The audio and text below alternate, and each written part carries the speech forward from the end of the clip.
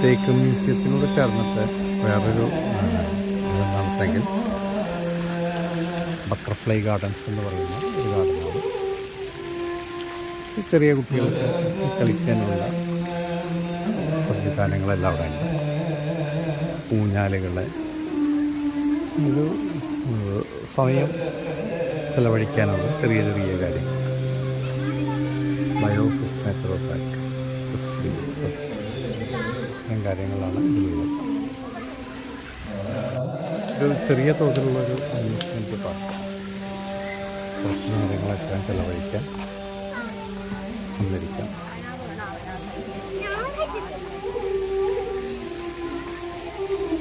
ഇവിടെ biodiversity natural പാർക്കാണ് എന്ന് പറയുന്നത്.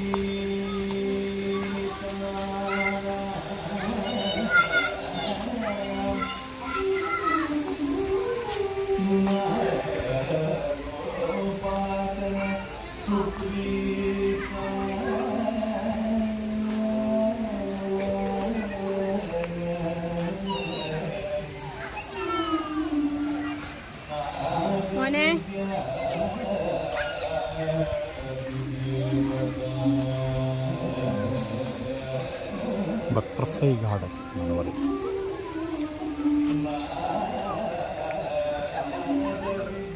കാലാവസ്ഥ പൂർണ്ണമായ അനുകൂലത്തിലാണ്. കാരണം നല്ല മഴയെല്ലാം പെയ്ത ഒരു തണുത്ത അന്തരീക്ഷമാണ്. വെയിലിന് കനം കുറവാണ്.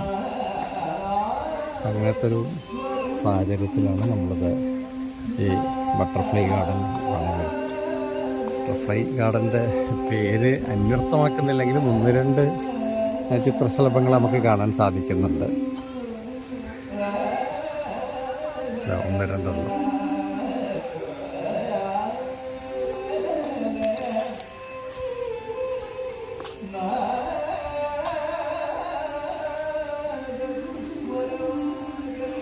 പൂർണ്ണമായിട്ട് കാണണമെങ്കിൽ അതിൻ്റെ ഒരു സീസൺ സെപ്റ്റംബർ ഒക്ടോബർ മാസങ്ങളിൽ വന്നു കഴിഞ്ഞാൽ ചിത്രശലഭക്കൂട്ടങ്ങളെ നമുക്ക് ഒരു പരിധി വരെ കാണാം. വളരെ കുറഞ്ഞ തോതിൽ ചിത്രശലഭങ്ങളുണ്ട്.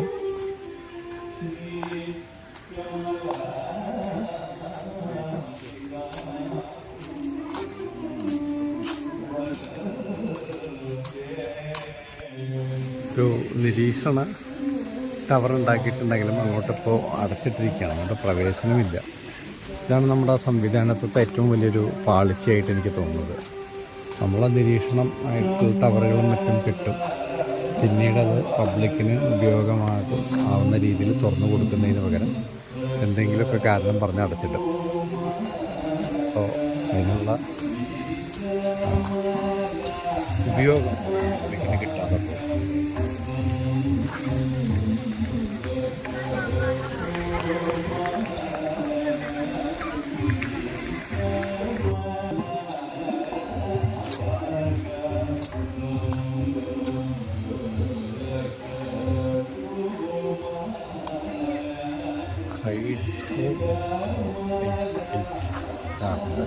ടാക്സോണമിക് ഗാർഡൻ്റെ വേറെ തരത്തിൽ രീതികൾ അവിടെ എഴുതിയിട്ടിരിക്കുകയാണ്. വെള്ളത്തിൽ പൊന്തി കിടക്കുന്ന രീതിയിലുള്ള ചെടികൾ.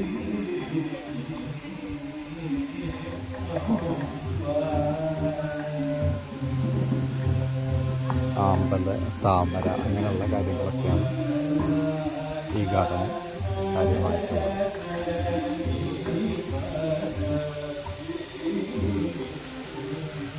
ഒരു കാറ്റഗറൈസേഷൻ ഇവിടെ പറഞ്ഞിട്ടുണ്ട്. നല്ലൊരു യുണീക്കായിട്ട് തോന്നുന്നു.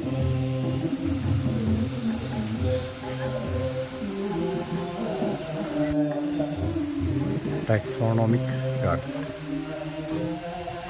ഇത് വന്നിട്ട് ഈ പന വർഗത്തിൽപ്പെട്ട വൃക്ഷങ്ങളുടെ ഒരു കളക്ഷനാണ്.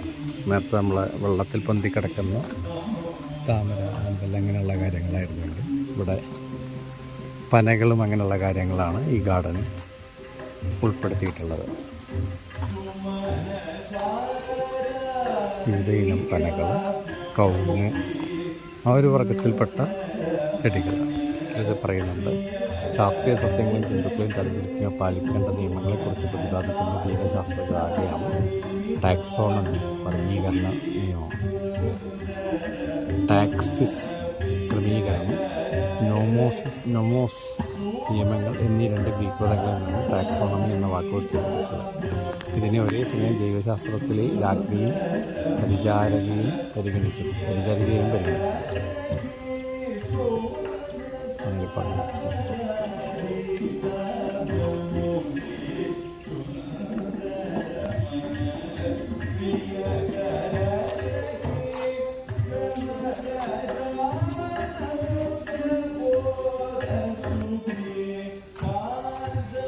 ഇപ്പോഴുള്ളൊരു സവിശേഷത ഈ എല്ലാ ചെടികളെക്കുറിച്ചിട്ടും ചെറിയ തോതിലുള്ള ഒരു വിവരണമുണ്ട്.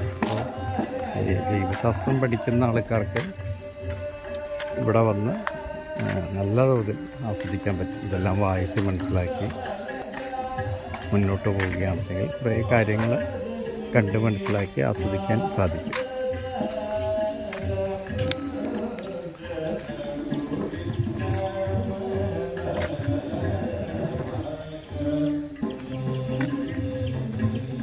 ഈ മഴയൊക്കെ പെയ്തുകൊണ്ട് അറിയില്ല, നല്ലൊരു പച്ചപ്പ്, ഒരു ഗ്രീൻ റിച്ച്നെസ് ഫീൽ ചെയ്യുന്നുണ്ട് ഇവിടെ. അപ്പോൾ തന്നെ ഈ ചെടികളുടെ ഭംഗിയേക്കാളൊക്കെ ഉപരിയായിട്ട് ആ ഒരു കടുത്ത പച്ച തരുന്ന ഒരു ആനന്ദം, അതൊരു പരമാനന്ദമാണ്, ഒരു പച്ചയായ ആനന്ദമാണ്. ഉദ്യാനത്തിൻ്റെ പുറകിലായിട്ട് കുറേ മുളങ്കാടുകളുണ്ട്. ചെറിയ രീതിയിലുള്ള പൈനാപ്പിൾ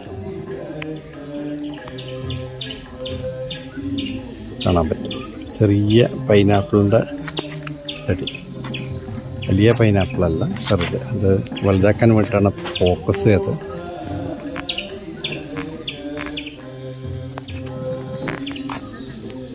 ഫോക്കസ് ചെയ്ത് കാണിക്കാം. ഈ ചെടിയിലൊരു പൂ പോലെയാണതുള്ളത് ദൂരത്ത് നിന്ന് കാണുമ്പോൾ.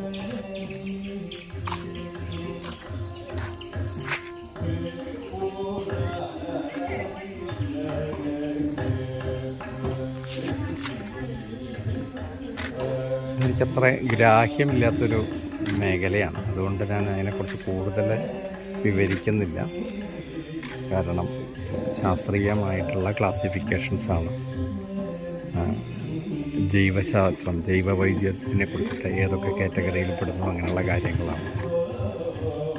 അപ്പോൾ അതിനെക്കുറിച്ചിട്ട് പറയാൻ നിൽക്കുന്നില്ല, കാരണം പറയുന്നാൽ അബദ്ധമാവും.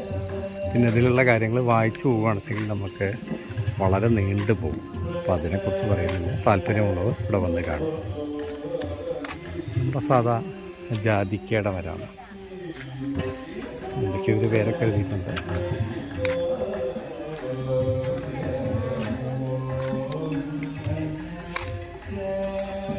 മൊത്തത്തിലൊരു ഭംഗിയുള്ളൊരു ചുറ്റുപാടുകളാണ്. നമ്മളതിനെ കോഴിവാലൻ ചെടി എന്നൊക്കെ പറയും.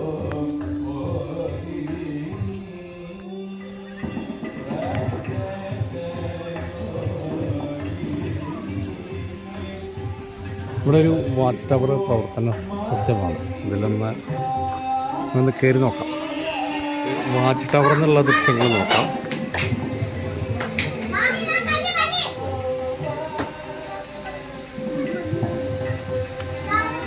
KSCT KFRI herbal garden biosources natural park Nilambur. ഇത് വന്നിട്ട് NMPB ന്യൂഡൽഹി ഫണ്ട് ചെയ്തിരിക്കുന്ന പ്രൊജക്റ്റാണ്.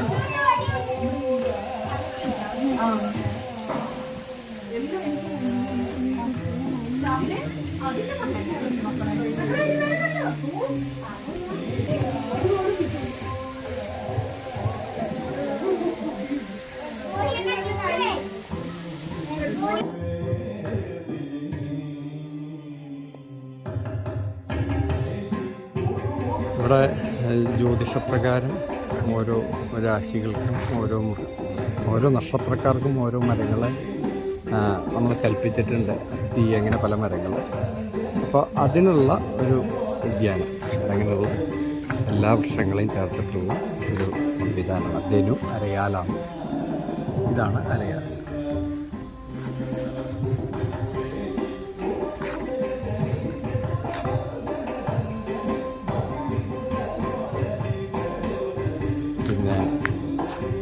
കരിവീറ്റി, മകരത്തിന് കരിവീറ്റിയാണ്.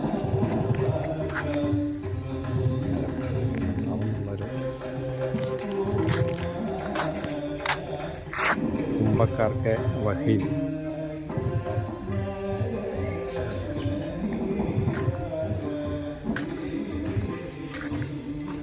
ഇത് പേരാൽ, മറ്റേത് അരയാണ്, ഇത് പേരാൽ.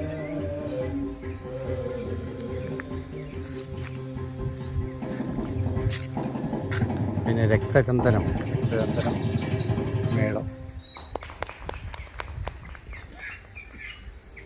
മരത്തിൻ്റെ ഇലകൾ എല്ലാം ശ്രദ്ധിക്കുക. വിധവത്തിന് ഏഴിലാം പാല. ഏഴിലം പാല പറഞ്ഞാൽ സാധാ പാല തന്നെയാണ്, വലിയ വ്യത്യാസമൊന്നുമില്ല. ഏഴിലം പാല കണ്ടിട്ട് ദന്തപ്പാലയാണ് തോന്നുന്നത്. നാഗസരം വൃക്ഷങ്ങളെ കുറിച്ചിട്ട് ഇത് ദന്തപ്പാല നിബിധക്കാർക്കാണ്. ഇതൊരു വെള്ള തരത്തിലുള്ള ഒരു പുഷ്പം അതിലുണ്ടാവും. ഏകദേശം നമ്മുടെ പല്ലിൻ്റെ ആകൃതിയാണ്. ഇതിൻ്റെ ഇല വെളിച്ചെണ്ണയിലിട്ട് വെച്ചെങ്കിൽ വെളിച്ചെണ്ണ ഒരു വൈലറ്റ് കളറാവും. അത് പലപ്പോഴും ഈ ത്വക്ക് രോഗങ്ങൾക്കൊക്കെ ഉപയോഗിച്ച് കാണാറുണ്ട്. ഇത് നാഗകേസരം. ഇത് ആയില്യ നക്ഷത്രത്തിന് നാഗകേസരം. നക്ഷത്രങ്ങൾക്കുണ്ട്, അത് ഓരോന്നും ഞാൻ പറഞ്ഞു പോകുന്നില്ല. ഇത് മകത്തിന് ഇത് പേരാൽ തന്നെയാണ്.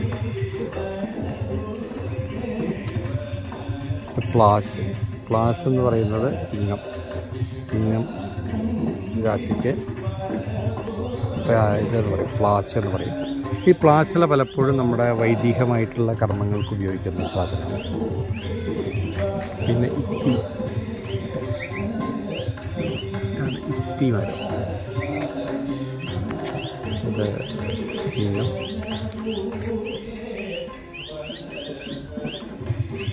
നമുക്ക് അമ്പാഴം പറഞ്ഞാൽ കന്നിക്ക്. നമ്മുടെ അമ്പാഴങ്ങ ഉണ്ടാകുന്നതാണ് അമ്പാഴം. കൂവളവും കന്നിരാശിക്കാരുടെ മരമായിട്ടാണ് സങ്കല്പിക്കുന്നത്.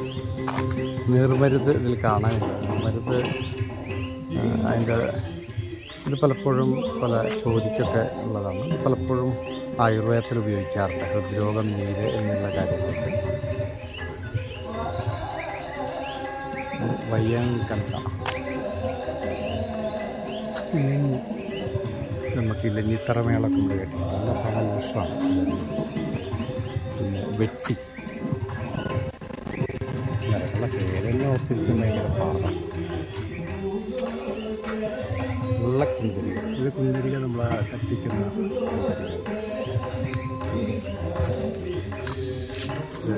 നക്ഷത്രത്തിൻ്റെ. അത് നമ്മുടെ പ്ലാവ്, പ്ലാവ് സദാ പ്ലാവാണ്. ഇത് നക്ഷത്രത്തിലാണ്.